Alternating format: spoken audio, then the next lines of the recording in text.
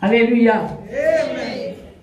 Kembo ezoge pai na papa. Glory be unto the Father.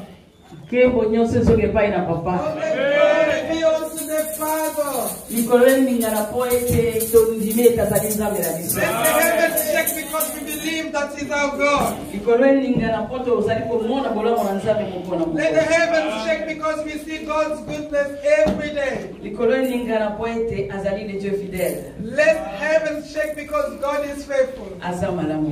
He is good. Na kusenga o betela nzambe maboko.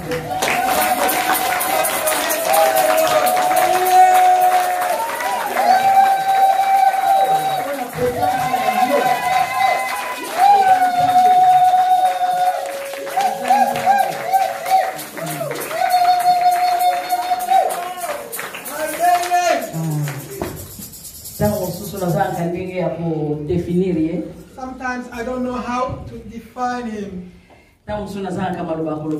Sometimes I'm short of words to tell Him. My children know me. When they hear me saying, "You are the Father," they understand what I'm trying to say. And every time I'm saying, "You are Father," that sentence is changing so many times. If I say, "You are the Father," what I mean is that you are great.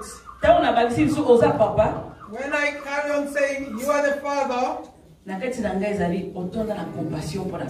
in my heart, I mean you are full of compassion for us.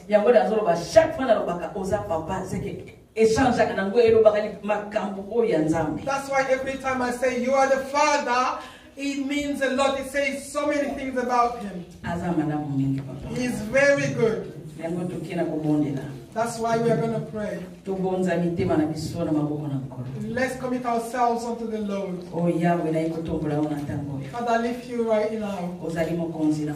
You are the King of grace, the God full of love, the God full of power, the God who rejoices in what He made. You are showing your love daily. We slept like dead people, not knowing ourselves. Nobody had control of their day life. No control of the one beside them.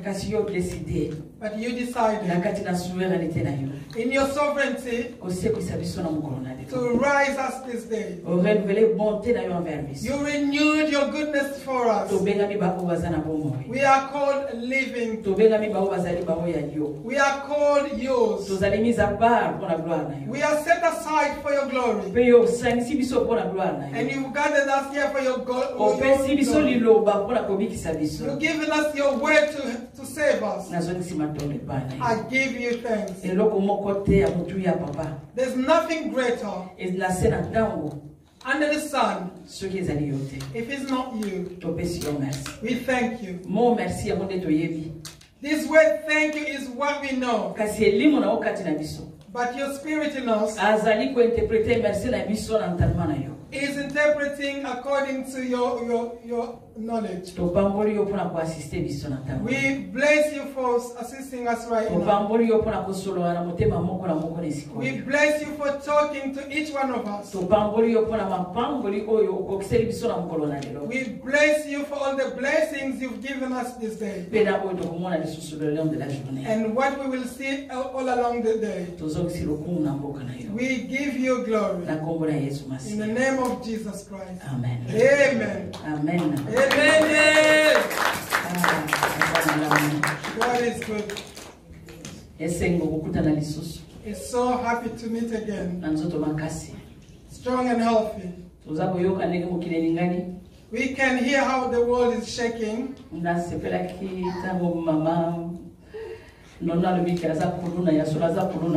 I was happy when Mama Nono called it Kuluna because it is really Kuluna. We don't even need it. It's useless, but see how he's shaking people. But the Lord told us one word. Do not fear about what can only kill the body, but fear the one who can kill the soul and send it to hell. But day in and day out, we fear the one who has no power to send people to hell. But every year we don't even fear the one who can send us to hell. But we are fearing the one who can only kill the body. This is time to hope. To have our hope on the Lord. This is the time to look at the word of God, live it and believe it. This is the time to live the word of God. Job said, j'ai entendu parler de toi. I've heard about you, but my eyes have seen you. We always hear about God existing, but right now we want to see Him. We want to experience Him. As Mama Nono said, there's no way to hide because because coronavirus is everywhere. We are being cautious. It's not bad. But I thought of one thing. We are washing our hands, but we are not washing our faces. Hallelujah. Amen.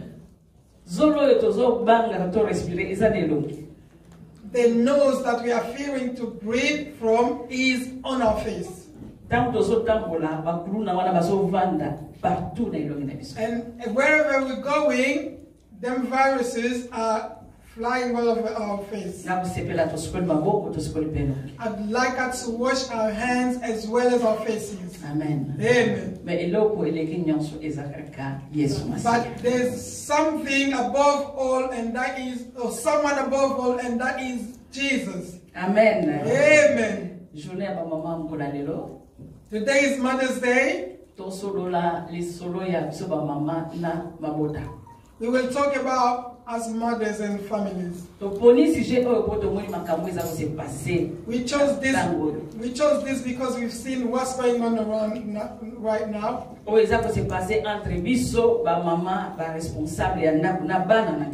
What's happening between us mothers, responsibles, and our children. That's why the title of our sermon today, how can a mother protéger son enfant can protect the child contre les lois de ce monde? Against the laws of this world. Alléluia. Amen. Alléluia. Amen. Ndenge nini mama how can a mother protect the child contre mibeko ya mukili oyo? Against all the laws of this, the laws and rules of this world. Especially us in the Western world,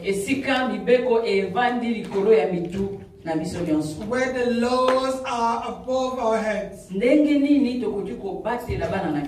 How can we look after our children when these laws are in place, so that we can overcome? Hallelujah. Amen. I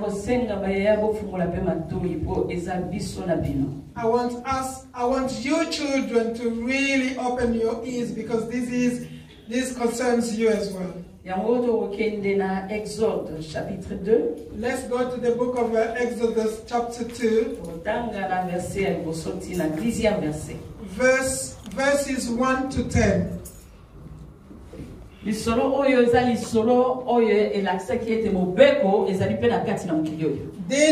is talking about the law on this earth. That's why Yabeni is going to read for us. There was a man from the family of Levi.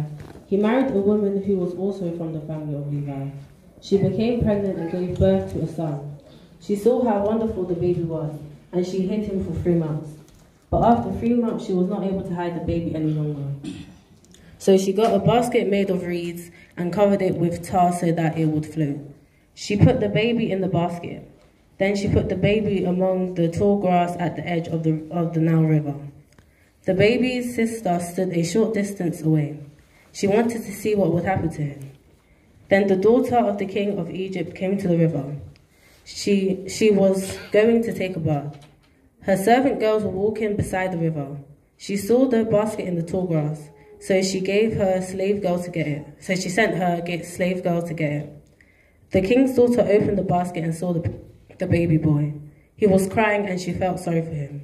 She said, "This is one of the Hebrew babies." Then the baby's sister asked the king's daughter, "Would you like me to find a Hebrew woman to nurse the baby for you?" The king's daughter said, "Yes, please." So the girl went and got the baby's own mother. The king's daughter said to the woman, "Take this baby and nurse him for me. I will pay you." So the woman took her baby and nursed him.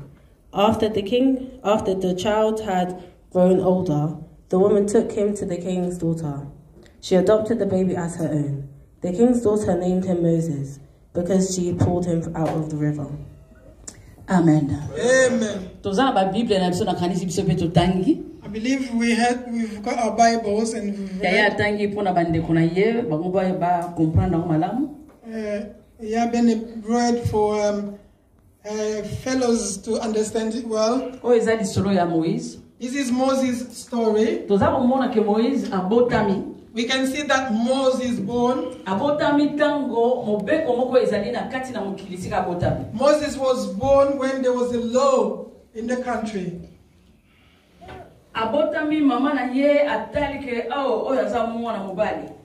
He was born and the mom noticed that he was a boy. Why did she hide him?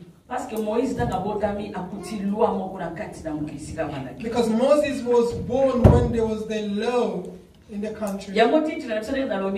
Comment une maman peut protéger son enfant contre les lois de ce monde? That's why the title of the sermon says, how can a mother protect the child against the laws of this world? Moses was born while the law was in place. And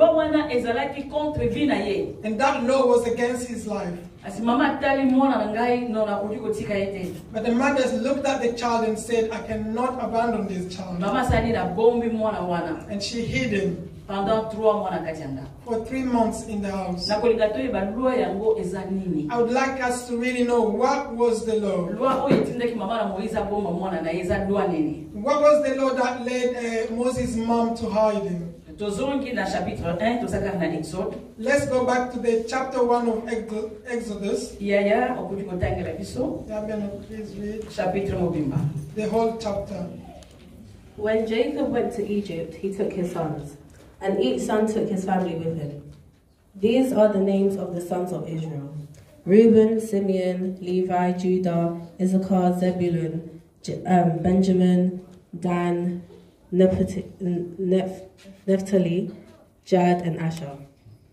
There were a total of 70 people who were descendants of Jacob. Jacob's son Joseph was already in Egypt.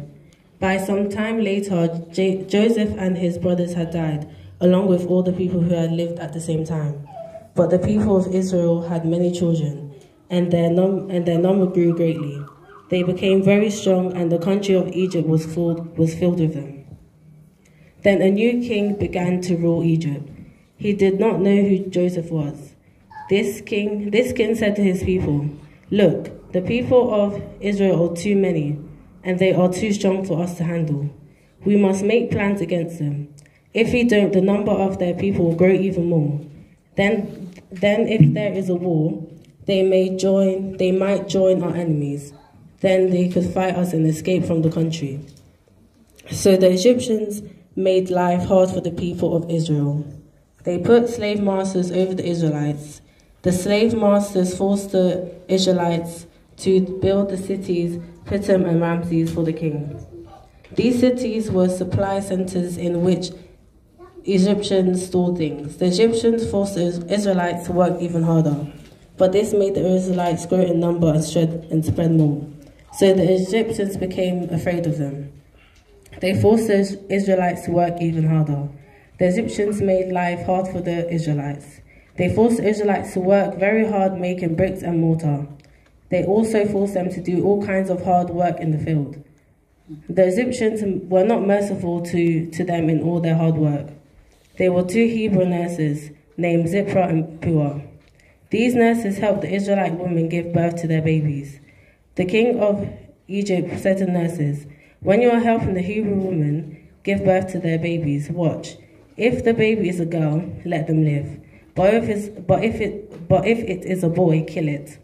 But the nurses feared God, so they did not do as the king told them. They let all the boy babies live. Then the king of Egypt sent for the nurses. He said, "Why did you do this? Why did you let the boys live?" The nurses said to them, "The Hebrew women are much stronger than the Egyptian women. They gave birth to their babies before we could get here." God was good to the nurses, and the Hebrew women continued to grow in number, so they became even stronger. Because the nurses feared God, he gave them families of their own. So the king commanded all his people, Every time a boy is born to the Hebrews, you must throw them in the Nile River, but let all the girl babies live." Amen. Amen. That's why I said we should know what that law was. We know that Israelites were slaves in Egypt. They lived there and they were multiplying. They really took over. Egyptians treated them as animals.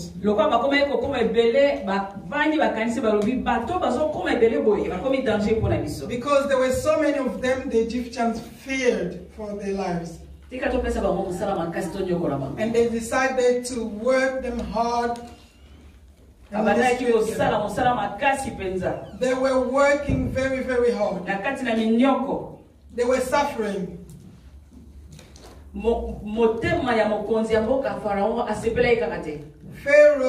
Pharaoh was not even happy. And he said we must reduce their numbers.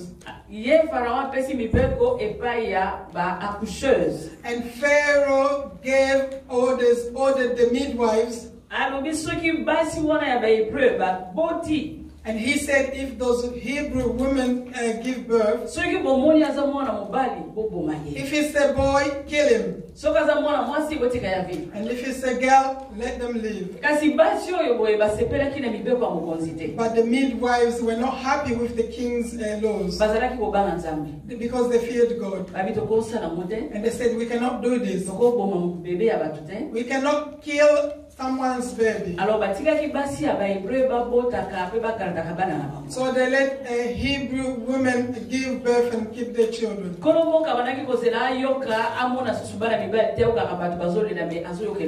And Pharaoh was expecting women to start crying and not seeing baby boys.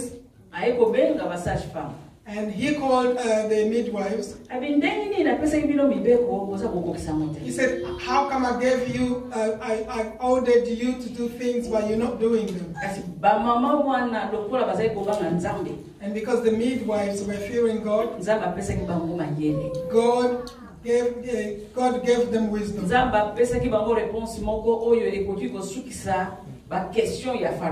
God gave them the answer that could stop Pharaoh's questions.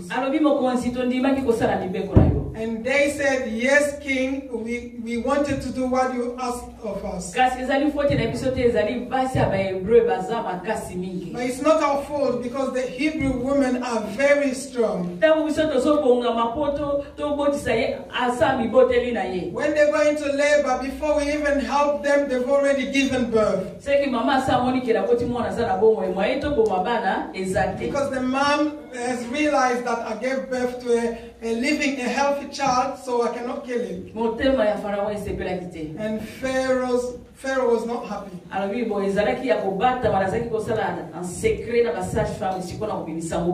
He said this was just between the midwives and I.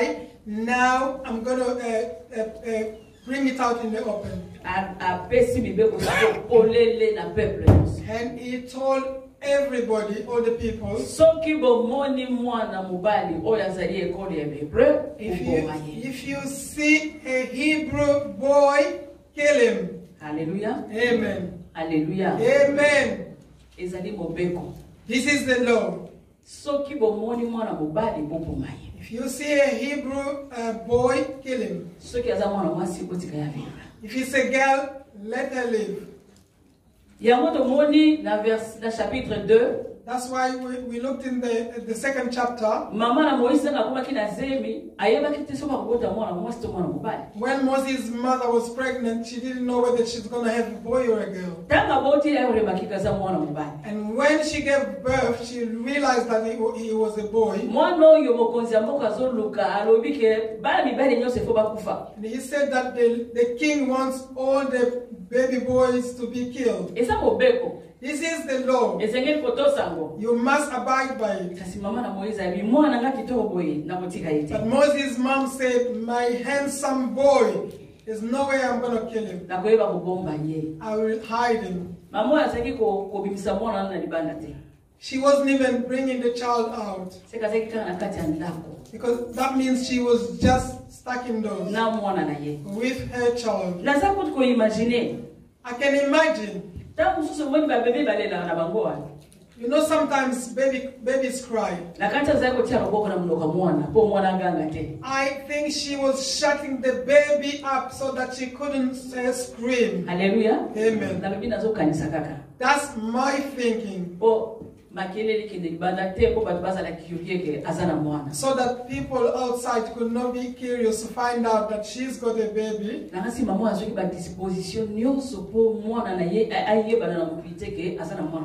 believe she was well prepared so that nobody would find out that she had a baby boy.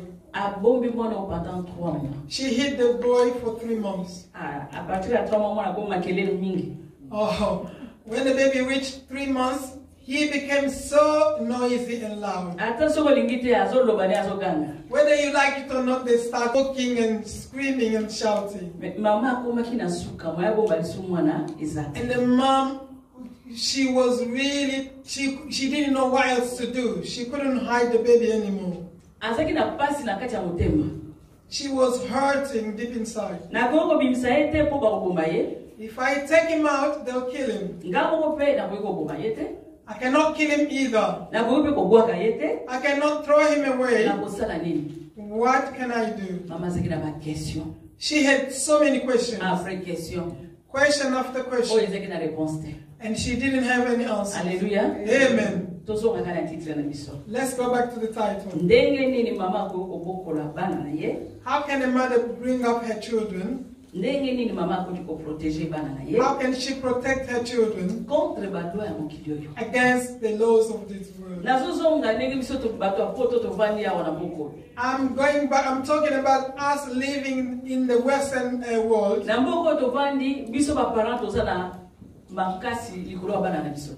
In this country, as parents, we really don't have much to say about our children or over our children.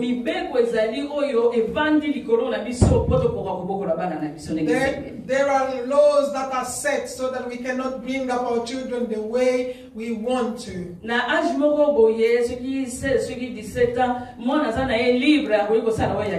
When they reach 16, they are free to do whatever they want to. There's a name for every law. When a child reaches 18, they say, just leave them, they've grown up, they're an adult, they can do whatever they please.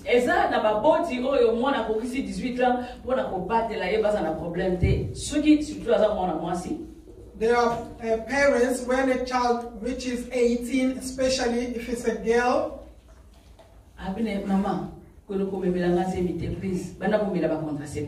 please. They tell them, please don't get pregnant. Start taking precaution. Hallelujah. Amen. It's normal in this country. It is the law. We are children of God. The Israelites were people of God. They lived in a country where God's law were not even respected. What could they do? Hallelujah. Amen.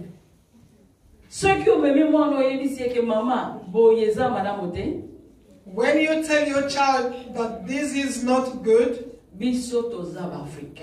we are Africans. You cannot have sexual encounter if you're not married. What will the child tell you? I wasn't grown. I didn't grow up in Africa. Africa is the worst place to be. I'm a European. I'm British. And in this country, it's fine because it's the law. Your belief and that of the child is different. Hallelujah. Amen. Laws in the enemy's land.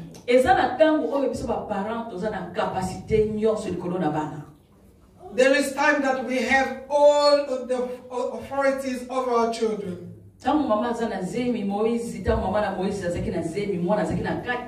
When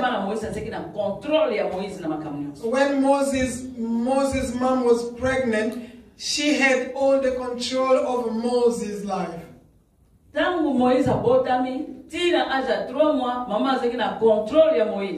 When Moses was born up to 3 months, she had control over him. But after 3 months, she has problems. Hallelujah. Amen. The same for us. In this country where we are living, yes mom, yes mom, yes dad. There's an age when a child says yes mom, yes dad to everything. Why?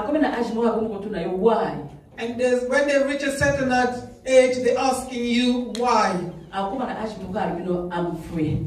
And at a certain time they say it's really. Hallelujah. Amen. Hallelujah. Amen. What can we do to bring our children up? These laws are killing our children. They are derailing our children. We must tell our children that we are a chosen generation. There are things that we have to do in order to save our children. It's not being angry. It's not by hitting them. But the first thing,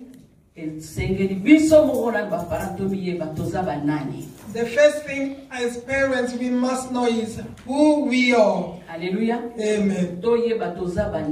We must know who we are.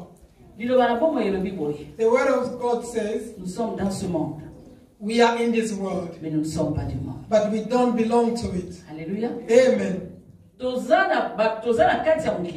We are living in this world, but we don't belong to it.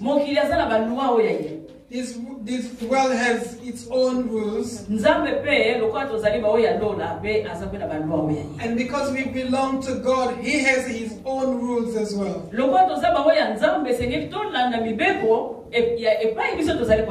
Because we belong to God, we must follow what He says, because we belong to Him.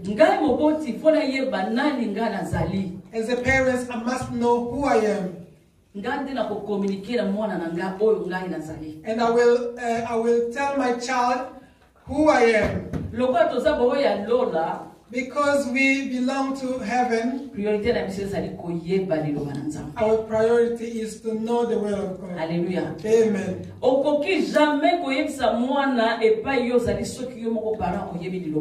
You cannot tell your child where you are if you don't know the will of God. The first thing is to know who you are. And the second thing is to know the will of God. Some people think that knowing the word of God is praying. Oh, I pray. Non, ce n'est pas ça. That's not it. To know the word of God is to know every word He says. You know His laws and rules. You know what He likes and what He doesn't. C'est ça connaître la parole de Dieu. That's knowing the word of God. Alors, so if you know the word, you will fear that word. And you will give it over to your family. Alléluia. Amen. C'est très important pour yeba liloba. It's very important to know the word. That's why we are clashing with our children in this country. Because we are just walking like headless chicken, not knowing what is priority. Whether you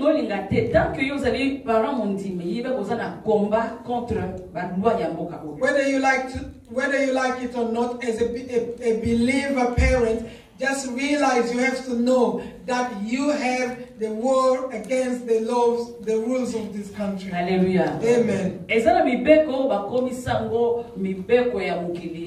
Euta na satana me batiango na kati na mukili po muntu nyonso atelema liboso nango.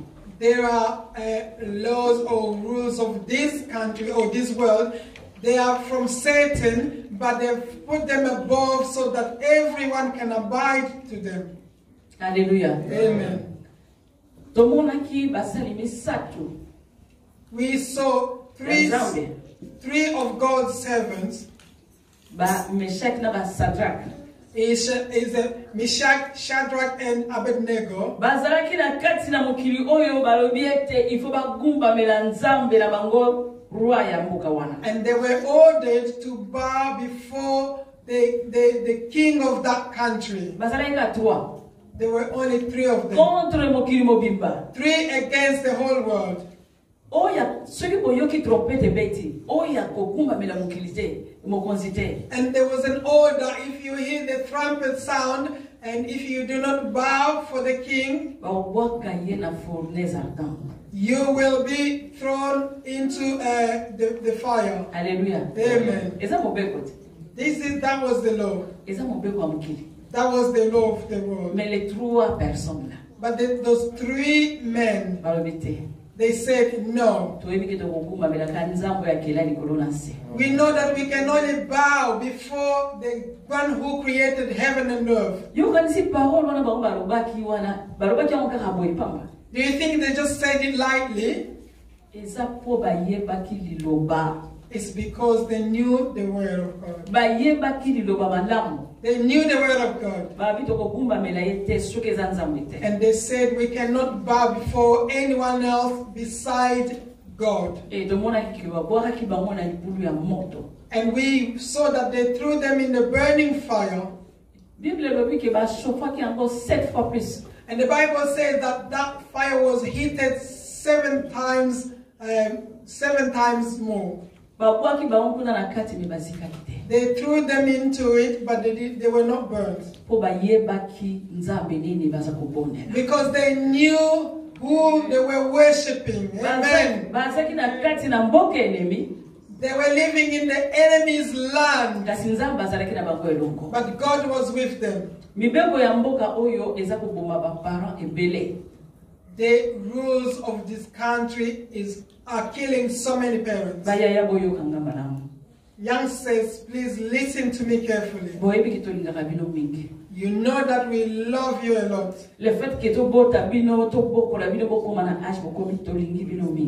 giving birth to you and bringing you up to this age means we love you a lot.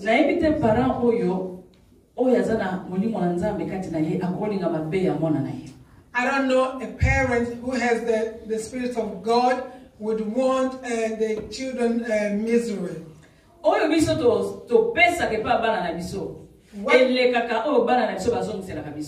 we give to our children is more than what they give back. Amen. I'm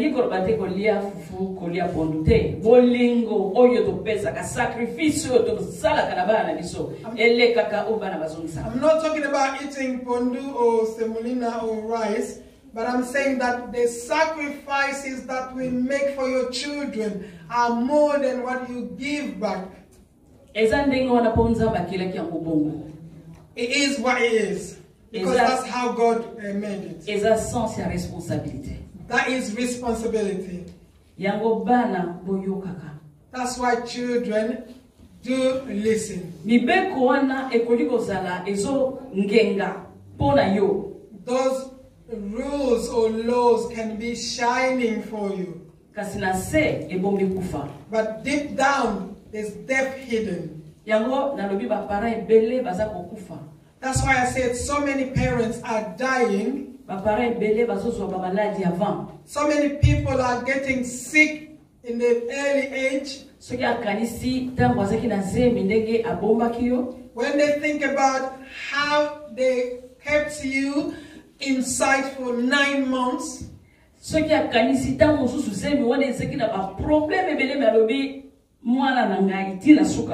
If they think about what they went through pregnancy, they say, this is my baby, I will keep it all the way to the end. There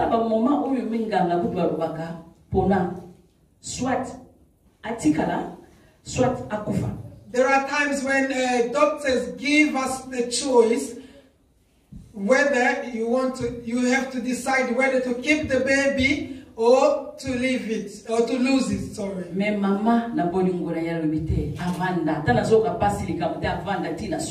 But for a mom, thinking about the love they have for the child, they'll say, I choose to suffer all the way to the end in order to keep my baby.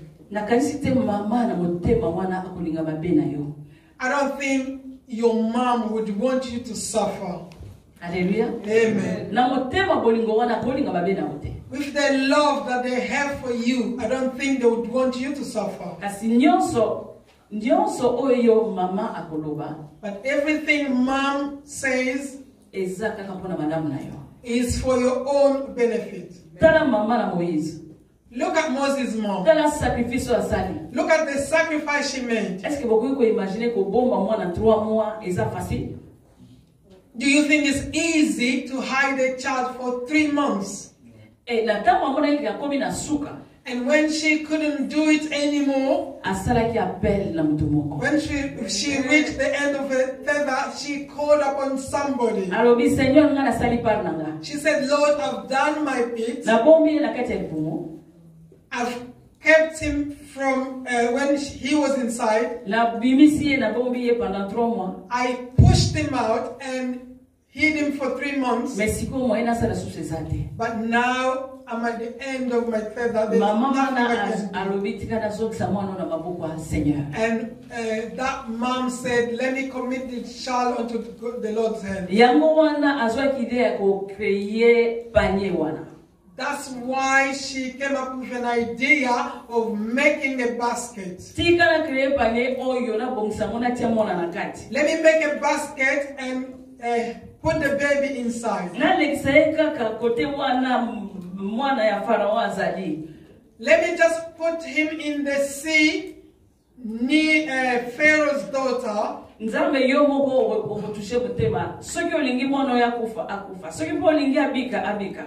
God is up to you. If you want the child to live, he will. If you want him to die, then let it be according to your decision. Hallelujah. Amen. Just look at the stages that we are going through.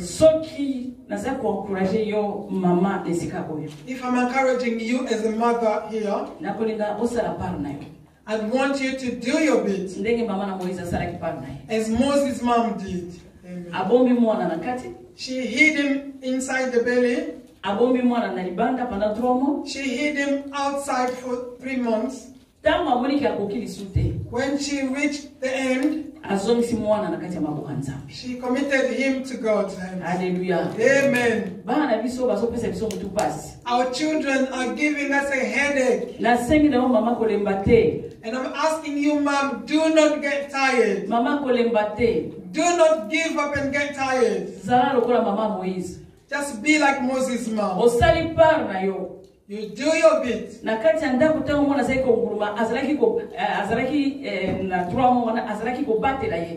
the child was crawling indoors, when he reached 3 months, she was watching over him. But if you feel that you can't, you've reached the end, call upon the person who knows your child's heart. Amen. Call upon him day and night. Call upon the one who knows your child's mind. Just commit him to God. We saw Moses' mom.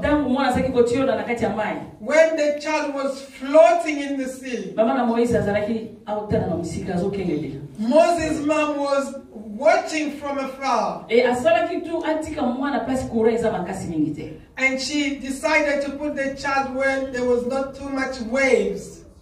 When you realize that your child is outside and they're not listening to you, they just treat you like rubbish or like dirt. Mother, even if they're outside, be like Moses' mom. Just keep watching him from far. Do not stop praying. Call upon God day and night. Hallelujah. Amen. Hallelujah. Amen. This is our duties, mothers. That's why I'd really be glad. I'd like to encourage us as we live in this country where the law is above. Let's remember that victory is in the name of Jesus. Amen. Amen. Amen. May God be praised. Amen. Amen. Amen. Amen. Amen. Une maman peut protéger son enfant contre les lois de ce monde? How can a mom protect the child against the laws or rules of this world? That was our first mom. Let's call upon our second mom, who's Mama Elise. Amen.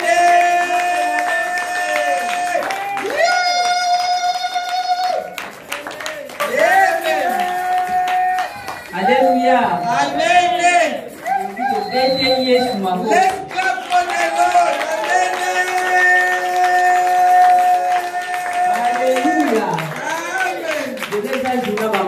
Today is Mother's Day. When we're talking about Mother's Day, all over the world, everyone is involved. Because no one was born from a tree. Hallelujah. Amen. Même science Even science tried to make babies, but they couldn't do it. Hallelujah. Amen. God chose a woman to give birth to Jesus. Amen. Let's put our hands together for mothers.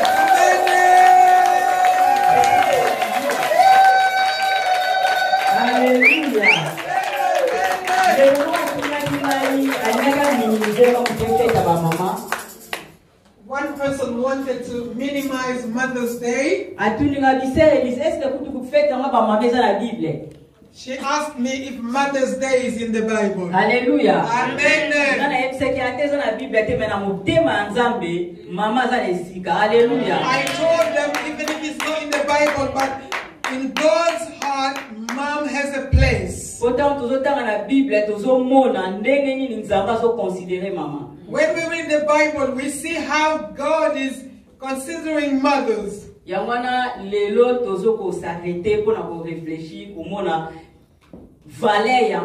That's why today, let's think about how valuable a mother is. Amen. I love English people because they say ladies first. Hallelujah. Amen. Mothers first. Is to give them that value. They understood it and they put mothers first. I mean, hallelujah. Let's put our hands together for mothers. Hallelujah.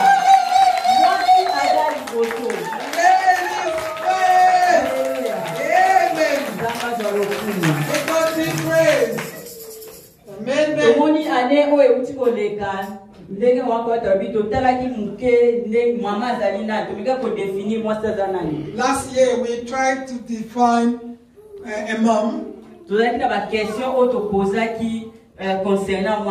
had questions that we asked about a woman.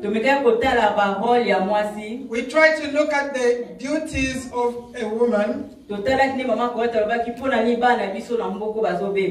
We looked into how, when Mama Colette said why our children are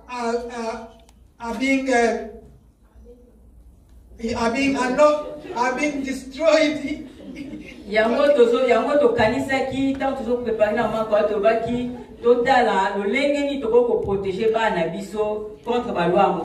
That's why we said, as Mama Colette said, how can we protect our children against these countries' rules? Hallelujah. Amen.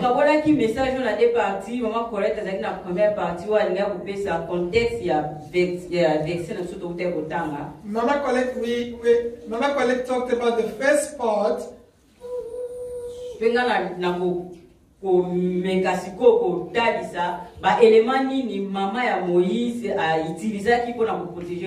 And I'll try to look into the kind of elements Moses' mom used to protect him.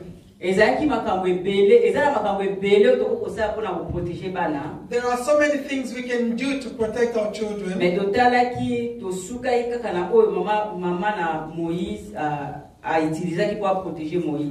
But we just looked at the ones Moses' mom used to protect him.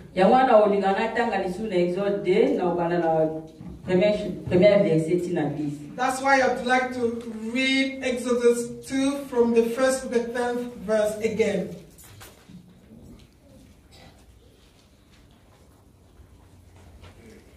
Un homme de la maison de Lévi avait pris pour femme une fille de Lévi.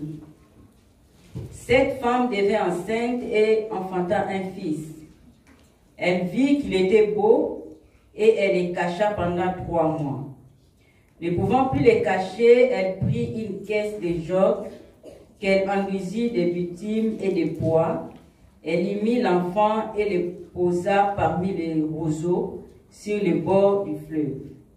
La sœur de l'enfant s'étint à quelque distance pour savoir ce qui lui arriverait. La fille de Pharaon descendit au fleuve pour se baigner et ses compagnes se promenèrent le long du fleuve. Elle aperçut la caisse au milieu des roseaux et elle envoya sa servante pour la prendre. Elle l'ouvrit et vit l'enfant était un petit garçon qui pleurait. Elle en eut pitié et elle dit, c'est un enfant des Hébreux. Alors la sœur de l'enfant dit à la fille de Pharaon, veux-tu que j'aille te chercher une nourrice parmi les femmes des Hébreux pour allaiter cet enfant? Va, lui répondit la fille de Pharaon. Et la jeune fille alla chercher la mère de l'enfant. La fille de Pharaon lui dit, emporte cet enfant et allaite-le-moi. Je te donnerai ton salaire. La femme prit l'enfant et l'allaita. Quand il y grandit, elle l'amena à la fille de Pharaon. et il fit pour elle comme un fils. Elle lui donna le nom de Moïse, car, dit-elle, je l'ai retiré des eaux. Amen. Amen. Déjà, pour continuer, maman na Moïse, comme on a dit, totalement on a Exode 6. Let's read Exodus 6 to discover Moses' mom's name. Exode 6, verset 20. Exodus 6, verse 20. Amram prit pour femme Jochebed, sa tante. Donc, comme il y a papa et Moïse, c'est qui Amram. Moses' dad was called Amram. Et comme il y a maman et Moïse, c'est qui Jochebed. And his mom's name was Jochebed. Ndé na lobi tozo zoba élément oyo Jochebed a utilisé pour protéger mwana. We're looking into the elements that Jochebed used to protect her child. Tout le monde dit maman quand tu as expliqué qui biso déjà contexte il y a histoire autour de ça. Mama Colette has already explained the context of this story. Izali pour la loi o ezaki na Égypte. It's because there were laws and rules in Egypt. Loi o ezalaki sengela ki ba boma bana nyoso mibali. And they were ordered to kill all the boys, the baby boys. Amen. Amen. Yango tem na biso maki wana ndenge ni toko ko protéger bana contre ba loi mokilio. That's why the title of the sermon is How Can We Protect Our Children Against the Laws or Rules of this country? Dans le langage de la Bible, monde est considéré comme l'Égypte. In the biblical language, the world is considered as Egypt. Pharaon asa lokola diable. Pharaoh is like the devil. Voilà bibliquement parlant. Dans le langage de la Bible, so oui Pharaon parce que c'est l'image du diable. That is biblically speaking. When you say Pharaoh, you refer him to the devil. Alléluia. Amen. Et donc à libosu maman salaki babi a protéger qui montant a bota qui ole apesa mwana ye ndenge ba maman nyoso badaya kopesa bana ba kwa ba mona na fleuve Nil ye abomba ki mwana na ye. The first thing the mom did as soon as the baby was born, instead of passing him over to the Egyptian to kill him, she hid him. Hallelujah. Amen. Yamona olinga tota na Hébreu. That's why I'd like us to read in the book of Hebrews. Tota na Hébreu 11. Hebrew chapter 11. Natangi pepe ditawutanga na anglais. Mama Elise will start in French and Yabene will read in English.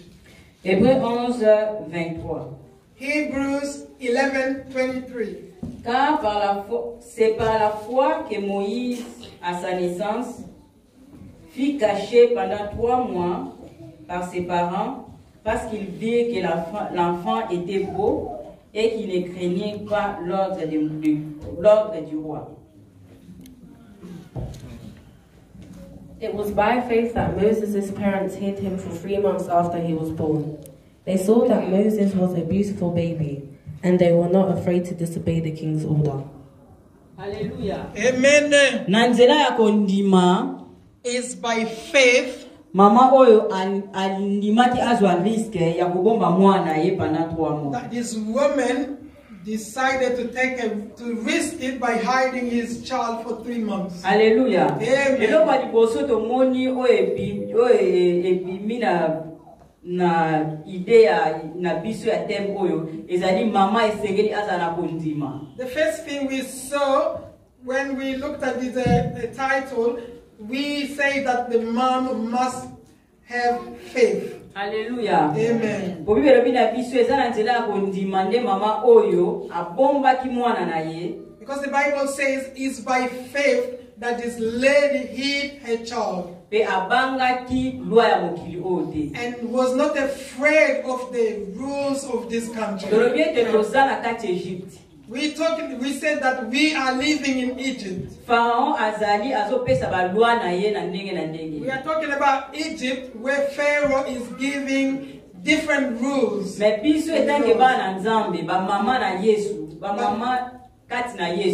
believers, mothers, believers, We must believe and not be afraid of the laws or rules of this country. Hallelujah. Amen. Because Jesus is on our side. Amen. We know that when we are afraid, we are letting the devil win. Let's be like this mom, Jochebed. These were very hard times, as we can see nowadays. We can see how children are destroyed in this country. But let's have faith. Let's not fear, because God is on our side. That's the first thing we must do. The second thing Moses' mom did, the Bible said she made a basket. Hallelujah. Amen. She made a basket. Hallelujah. Amen. We tried to look at that basket as we were learning this story. Tout le monde qui a élément très important que maman Moïse a utilisé pour protéger Moïse. We saw that it was a very important thing that Moses' mom used in order to protect him. Tout le monde qui a influence ya maman et pas moi na nae. The way we looked at it as a mom's influence over the child. Hallelujah. Amen. Na Proverbe 26. In the book of Proverbs, chapter 22, verse 6. Proverbe 22, verset 6. Proverbs, chapter 22, verse 6. The Bible says,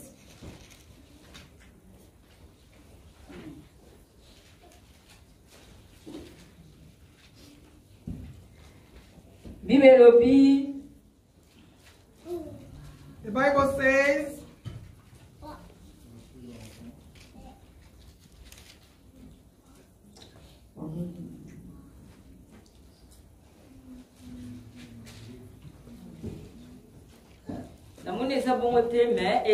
verset les amis instruit l'enfant selon la voie qu'il doit suivre. Mais c'est ça.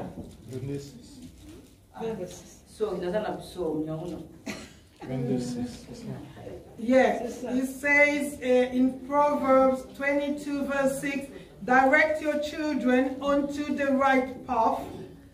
Yeah, direct your children onto the right path. Hallelujah. Amen. Instruis l'enfant selon la voie qu'il doit suivre. Direct your children onto the right path. Et quand il sera vieux, and when they grow up, il ne s'en détournera pas. They will not stay away from them. They will not leave it. They will stay within the right path. Hallelujah. Et ça élément très important au bisu wa mai senge to za nango. This is a very important element that us as mothers must have. Tant to zana ba ne senge to instruit ba na biso nzela o esenge li balanda. We must instruct our children. We must show them the right path. Mo ne senge la ye ba mabena malamu tango zana muke. A child must know right from wrong from the early age. We know that in this day and age, or in Egypt where we are, the right has become the wrong, and vice versa. Alors, it is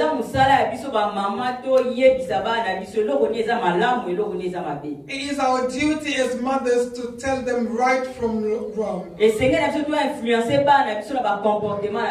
must influence our children with our behavior. Hallelujah. Amen. Hallelujah. We can see nowadays on the internet they have coaches people who are coaching children. But as mothers, we must coach them ourselves. Hallelujah. Amen. Let's tell them how they must live. Hallelujah. Amen.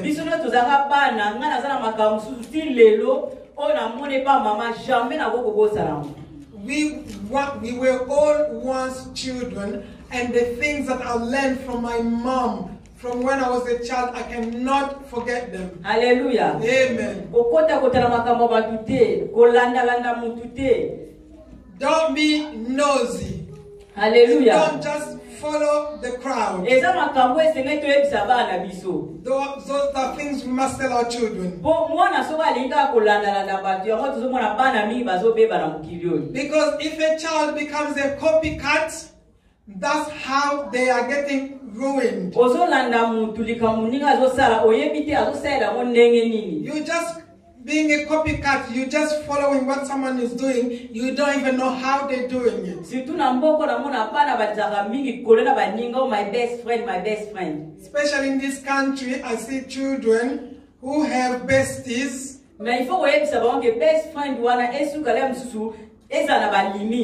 But you must tell them to have limits with those besties.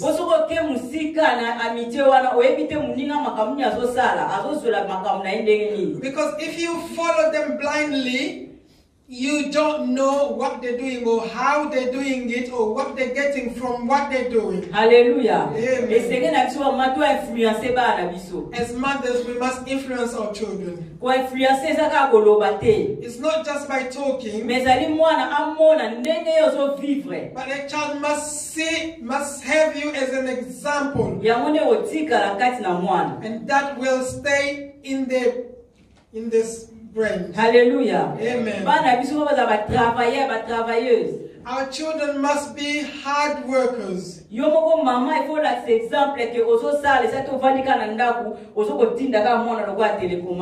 As a parent, you must set an example. You have to work and not just tell the children to become like a remote control. Hallelujah. We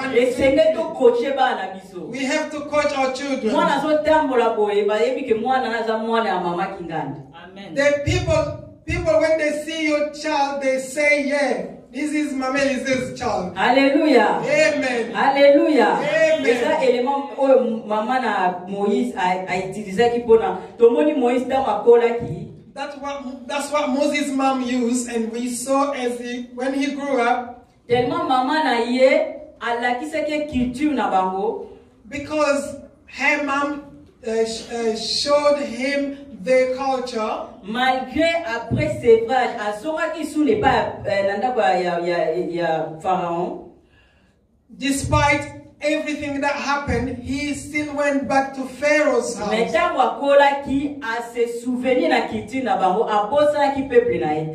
Even though he was raised under Pharaoh's culture, when he grew up, he went back to his roots. He did not forget where he came from.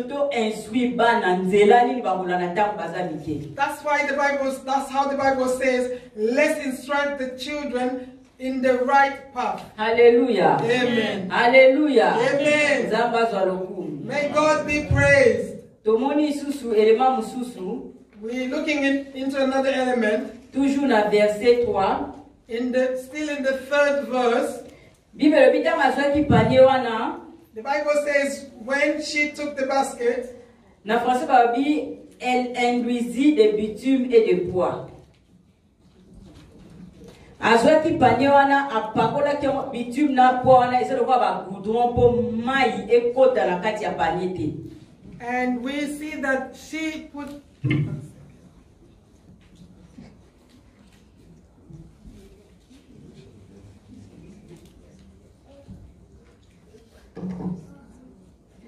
Exode 2 verset 3. Exodus 2 verse 3. Bibelobi, ne pouvant plus les cacher, elle prit une caisse de joie qu'elle enduisit de bitume et de bois. But when she could no longer hide him, she got a basket made papyrus, reeds, and waterproofed it with tar and pitch. Hallelujah. She put the baby in the basket. Maman azui panier, aibi kaso ketia mwana na ebale. She took a basket knowing that she was leaving the child float on the sea. We sing the basket as a mom's influence over the child.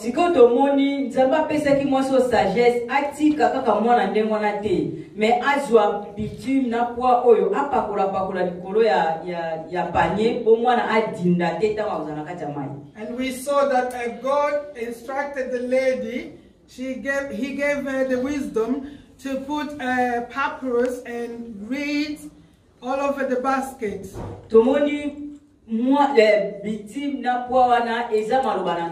We can see the papyrus and reeds as the word of God. Hallelujah. Amen.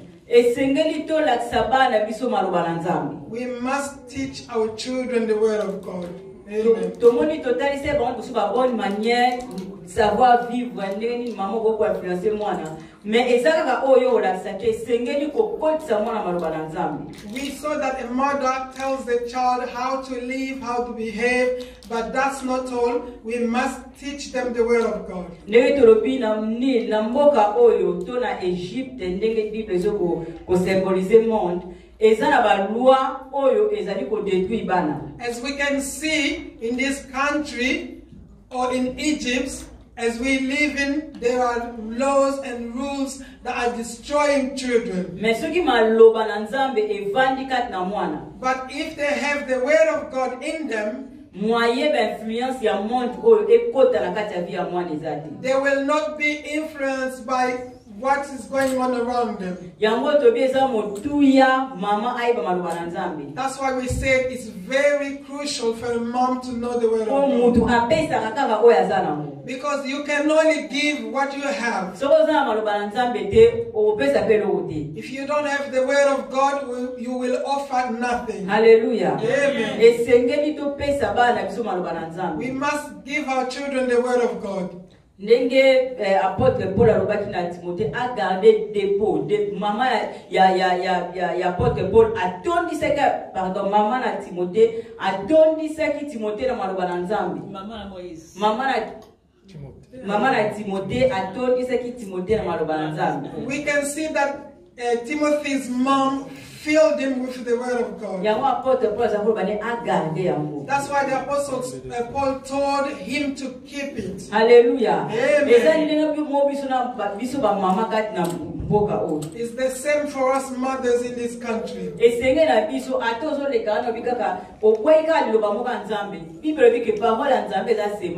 Even like along the line, just give them the word of God, because the Bible says the word of God is a seed. Sooner or later, that seed will grow. Hallelujah. Amen. Hallelujah. Amen.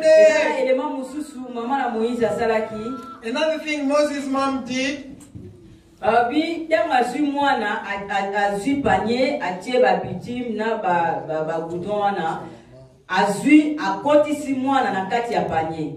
It also said when she got all this, when she could no longer hide him, she got a basket made papyrus and reeds and waterproofed it, and with tar and pitch she put the baby in the basket. She did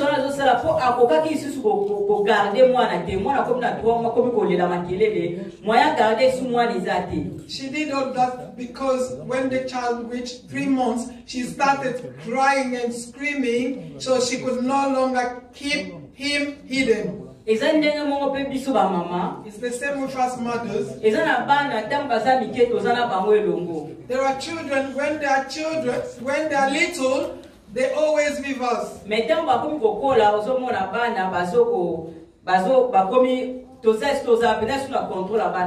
as they start growing up, we feel that we can no longer control them. Hallelujah. Amen. When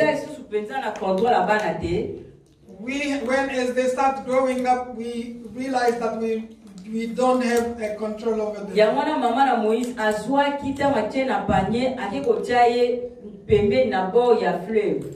That's why when Moses' mom put him in a basket, she went and put him along the river bank.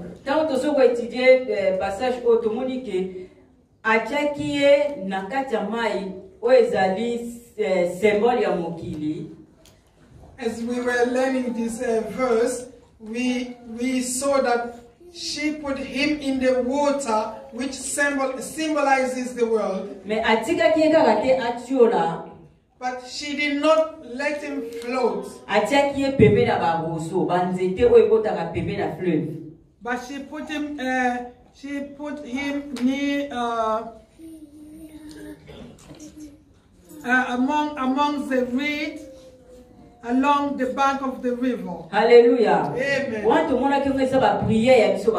And those are defined as mother's prayers. It's a very important element in our lives. As we always say, we must always pray for our children.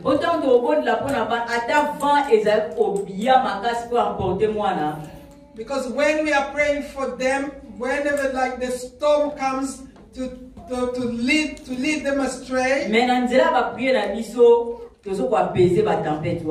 our prayers are calming that storm. Hallelujah. Amen.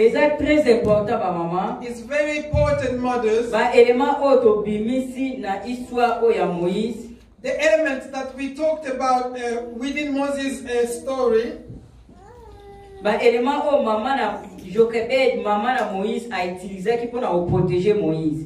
elements that Jochebed, Moses' mother, used to protect him.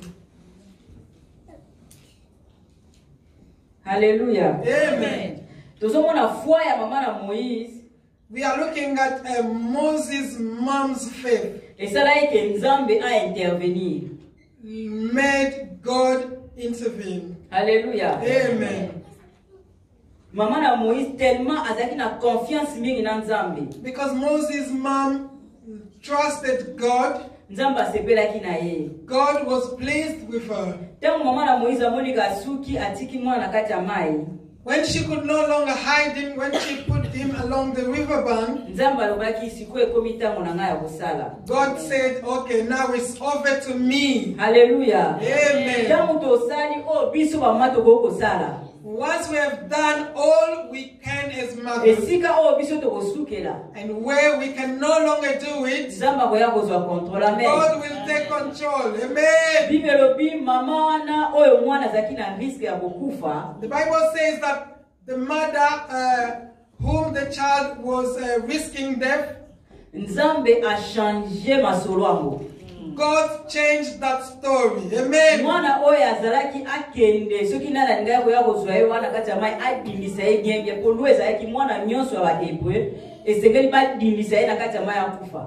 The risk that child was running was that if he was discovered or found, he would be drowned and die. But our God does beyond our thinking. Amen. When you trust God, you will be surprised. Hallelujah. Amen.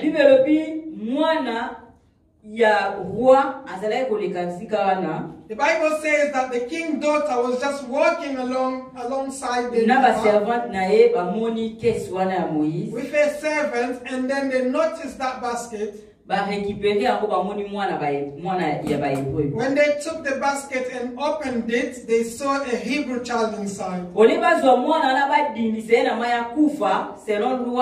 Instead of drowning that child to die according to as the law was requiring, or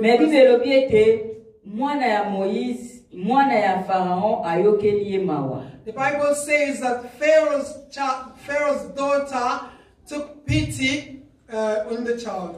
The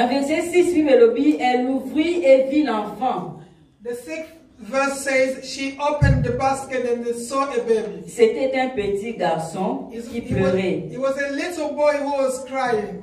Elle en eut pitié. And she took pity. Hallelujah. Amen. Hallelujah. Amen.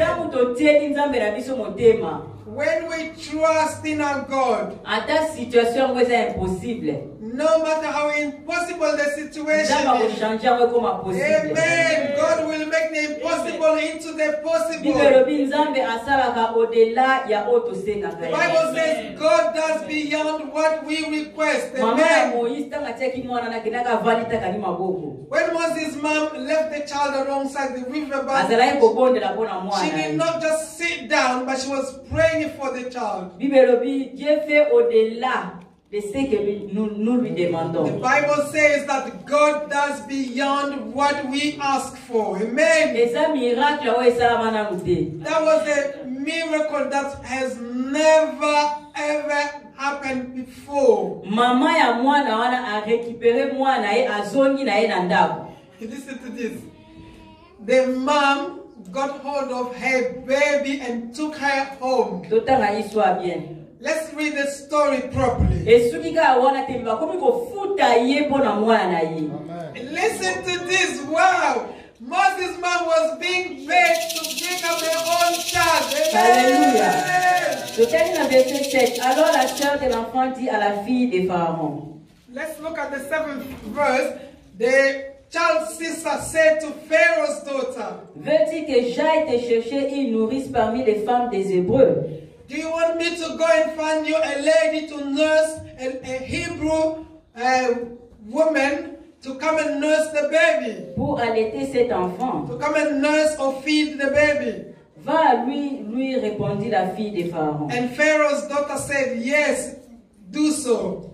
Et la jeune fille alla chercher la mère de l'enfant. Amen. And the young lady went to find the baby's mother.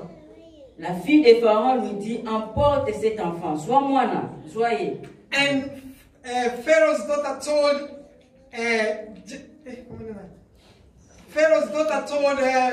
Moses' mom to take the baby. Allaite-le-moi et je te donnerai ton salaire. Nurse or feed her and I will pay you. Amen. Our God is the God of everything. Let's put our hands together for him.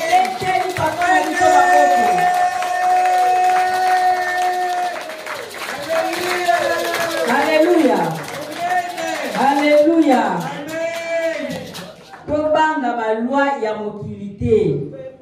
Let's not be afraid of the rules of the world.